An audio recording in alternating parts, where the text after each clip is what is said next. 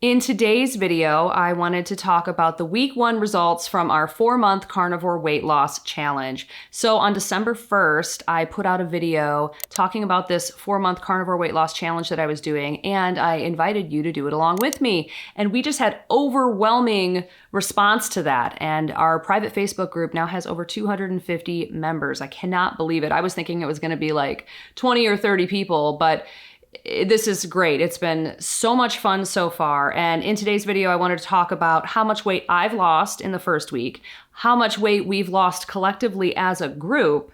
And then I wanted to go into what I ate for the week, my exercise, things that I'm going to tweak going into week 2.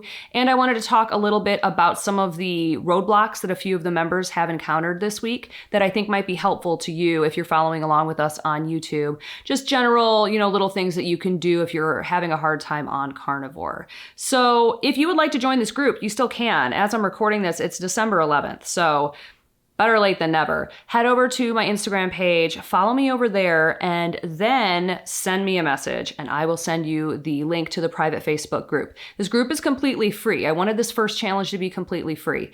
And accountability, support, share your meals. You can post as much as you want, as little as you want, and we have a really, really good group over there. So if you would like to join, please send me a message on Instagram and I will send you that link. So now let's move into my results. So I started the challenge at 164.4 pounds on day 1. And on our weigh-in day, which was Friday the 8th, I weighed in at 163.0 for a total loss of 1.4 pounds. Now, I did weigh less than that earlier in the week. My lowest weight for that week was 162.2 pounds. So that would have been a 2.2 pound loss, which is huge for me. That's actually a new low for me. I have not hit that weight yet on carnivore. So I was very, very happy with my week 1 results. Now, as a group, we did a group weigh-in on Friday the 8th. I had about 60% of the people respond. And as a group, we lost a total of 176 pounds, which is amazing. That's just so cool that we collectively have lost that much weight. I'm really, really excited to continue this momentum and see how much we can lose in week 2. Let's talk a little bit about the food that I ate this week. For December, I'm just keeping it normal, strict carnivore. So for me, that's all meat, all seafood, eggs, and butter. I have had a little bit of dairy because I was experimenting with a carnivore ice cream recipe. It's turning out really, really well.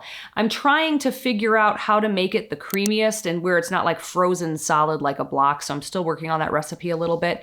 So far I've done heavy cream on its own, heavy cream with whole milk, but that had a little bit too much carb in it. So now I think I'm gonna try heavy cream with half and half and see what the consistency is like, because I liked the consistency of the milk-based one, but I don't want that many carbs. I mean, it's like, I think 5 or 6 per serving, but I don't want to deal with that. So we'll see what happens, and I will release that as a short form video very, very soon. As far as what I actually ate, lots of steak, pork chops, eggs, bacon, sausage, like I said, the carnivore ice cream, and I made some carnivore tacos. That short video is already out, and that turned out so, so well. I made a tortilla out of ground chicken and 2 eggs and a little bit of pork rinds, and you just press it really flat into a tortilla shape and fry it up in some bacon grease. It held together really, really well. I was very surprised. So be sure to check out that video. It's already live on both Instagram and on YouTube. As far as what I'm using to track my macros, I always put my food into the MyFitnessPal app, just the free version. And then I head over to nutrition down at the bottom, click that. And then in the upper right corner is macros. And that's just how I track my macros. That's how I've been doing it since the beginning of time. No need to have a fancy app for that. It works really, really well. I've been keeping my fat to protein ratio anywhere between 60-40 to 70-30. And I think the highest fat to protein ratio I had was like 73% fat to, I think, 27% protein. And that was one of those days when I had some of that carnivore ice cream, because that is a very fat heavy recipe. As far as protein, I'm aiming for 130 grams of protein per day. How I calculate my protein is I take my ideal weight, which is 130 pounds, and I say 1 gram of protein per pound of ideal weight. So 130 grams of protein minimum per day. I'm almost always getting more than that, although I did look and there was a couple of days that I got a little bit less than that, but I think overall, as long as I'm getting that most days, I'm satisfied. Moving into my exercise for the week. So I was really proud of myself. I've gotten back to the gym and I did 3 really good strength training workouts at the gym.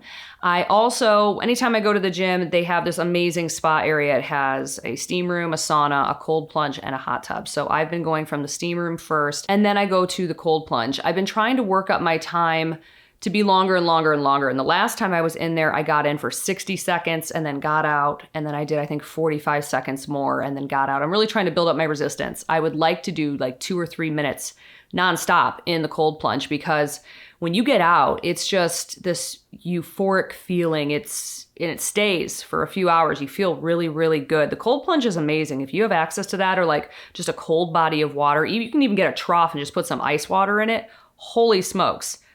That's my favorite part of the gym, honestly. So been working on that. And I've also been walking. I walked every single day so far this month. I'm doing 2 to 3 miles. There have been a couple of days that I've done 4. If I'm like scripting out YouTube videos or something like that, I can just, walk and do that at the same time. So I just try to get in as much as possible. It's been a little bit colder, but I actually really like walking in the cold. So it's been working out great. One other thing I worked on in week 1 was meal timing. So I like to get a 16 to 18 hour fast in every day, have my first meal around 9:30 in the morning, and have my final meal by 3:30 p.m. I've been using the Life app for tracking my intermittent fasting. I got that as a tip from somebody in the group, and I've been loving it so far. The only thing I don't like about the app is if you go in and like look at their blog or something, they like push this plant-based narrative. So I would not suggest reading any of that because it's all crap. But the app itself is cool, and I like how you can do like a 200-hour fast if you want to, and it'll track it for you. You can also build a group. It's called a circle, where you can fast with a group of people, and you can see when the other people are fasting and all that stuff. I started one with my husband, but so far I've been loving that app. So I would recommend using that if you would like to do some intermittent fasting. So my plans for week 2, I'm going to keep doing what I'm doing, but I just need to get everything a little bit tighter. So no dairy. I'm not doing any more dairy for this week. The carnivore ice cream experiments have been very fun, but I really just don't want to do dairy. I find that it slows my weight loss down, and I'm really trying to amp up this weight loss. This week, I'd like to make it to the gym 4 times. I did 3 last week. This week is 4. And finally, as far as the meal timing, like I said, I really want to keep that final meal around 3:30 p.m. If I can do that all this week, I think I can make a lot of progress. So now let's talk about some of the roadblocks that were encountered by some of our group members. And, it's December. There's a lot of stuff going on this month. So the first one, we had a few people that were traveling and finding it hard to stick to carnivore on the road. So a few tips for that. If you're going to be in a different city or something like that, what I like to do is look on Yelp and find a couple of restaurants that have stuff that I can eat, and like do that ahead of time so I know exactly where I'm going when I get to a spot. Another tip is if you're at the airport, you can usually pick up McDonald's burger patties. I don't know if there's like a Wendy's or something. I've always seen hard-boiled eggs, cheese. There's like meat and cheese sticks. There's beef sticks. There's things that you can eat at the airport. You can also pack a bag and, a little lunch bag and bring your own things. So just takes a little bit of planning. Another thing is if you are staying in a hotel and you have a little mini fridge, try to hit a grocery store and buy a few things that you can eat so that you always have stuff around. I know like room service at hotels, a lot of the time, especially later at night, it's not going to have very good options. So I just like to plan a bit ahead and just have some good carnivore related foods for me to eat. The next roadblock encountered by a lot of people in our group is holiday stuff, holiday parties, getting together with friends and family that are, from out of town or whatever, work parties. That's a big thing. So the biggest thing I can recommend for that is eating beforehand. If you're going to a work shindig and there's going to be a ton of cookies and alcohol and all this stuff, I just recommend eating the biggest carnivore meal you can before you go. And that's going to help you avoid a lot of temptations. Also, if you're trying to avoid alcohol at this time of the year, I recommend getting yourself a drink, but it's just soda water with a lime so it looks like you're drinking, and then don't mention it to anybody. People are not going to peer pressure you and badger you and ask you a lot of questions if they think you're, drinking along with them. So that is a really, really solid tip if you want to avoid alcohol. If you are going to have a drink though, I recommend trying to keep it to just one and really try to do like a gluten-free or a low-carb option. My go-to is a vodka soda, and I do a couple of splashes of bitters, and then that's it, just one. And that's really not gonna throw you off the rails too much. All right, as far as snacking. So in theory, you shouldn't be wanting to snack. I recommend that you eat until you are comfortably stuffed at every meal, and then you're gonna be so full that you're not going to want to snack. Now, if you're preparing snacks for your kids and you're just, popping a few in your mouth, stop and think about it a little bit. Is that boredom? Is it habit? Is this a snack that you're making for them that you really, really love? I recommend trying to get all of the non-carnivore snacky stuff out of the house, but if you have kids and a family, that can be hard to do, especially if they're not doing it along with you. So at that point, I would just recommend, trying to get rid of the snacks that you have a weakness for. So if you love goldfish, if you love Oreos, really try to get those out of the house, because in a moment of weakness, if they're laying around, that's going to be really, really hard to say no to. Finally, I wanted to talk a little bit about exercise. So I think when we come to carnivore, we're really excited. We want to lose weight. We're trying to do this to, whatever your whys are, improving metabolic health, feeling better, stopping any kind of pain that you're in, just whatever your whys are. So I think sometimes people come into this really gung-ho and they want to just work out every single day and stay really, really strict on carnivore and do all this stuff, but then it burns them out really quickly. So what I recommend for exercise is, a few days a week, do whatever exercise you're going to do.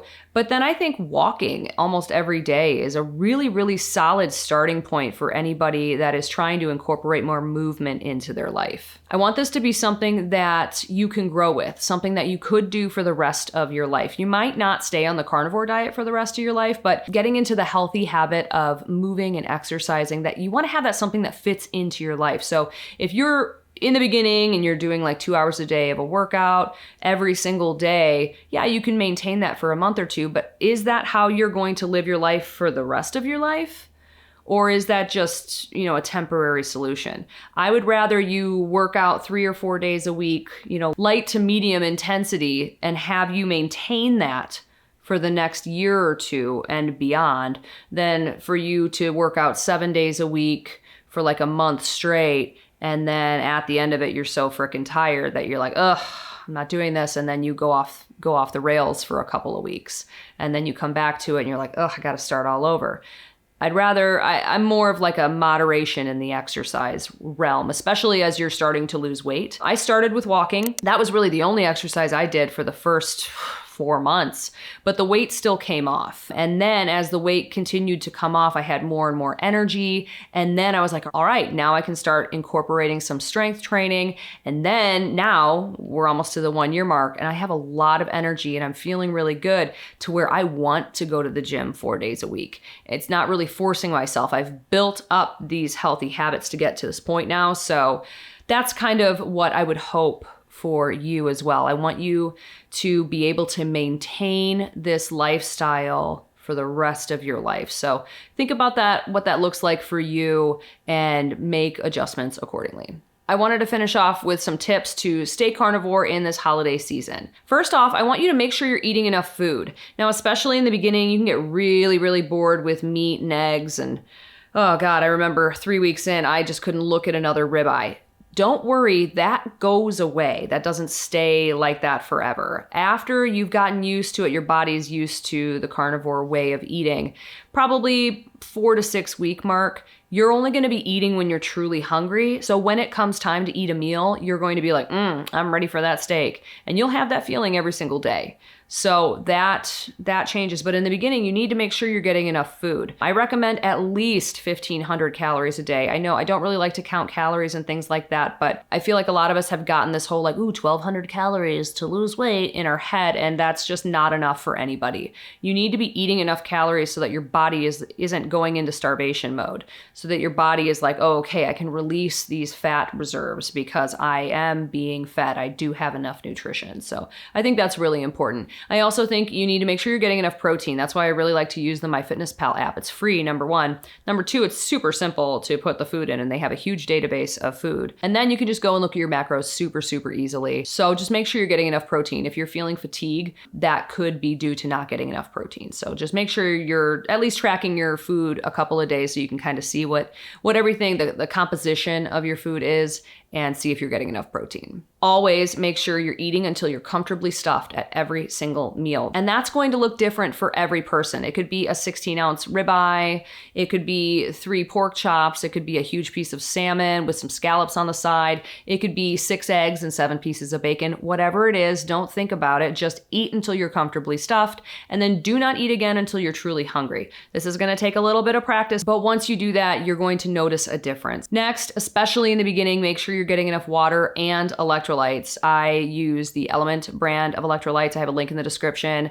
You can get a free 8-pack of all of their flavors so you can try them out. I recommend ordering the unflavored raw Element using my link, and then they'll send you the sample pack so that you can, figure out if you want to order more boxes. My favorites are the raw unflavored, but then watermelon and the mango chili. And finally, I wanted to talk a little bit about cheat meal frequency. So if you're having a cheat meal every single week, it's going to be much harder to get where you want to go. So I strongly recommend cutting cheat meals completely out of the diet, especially in the very beginning, maybe once a month. That's what I was doing. I was doing keto cheat meals once a month. So I wasn't having like a standard American diet cheat meal. I wasn't having donuts. I wasn't having Cinnamon Toast Crunch. For my monthly cheat meal, I was having Brussels sprouts, some asparagus, and maybe a salad.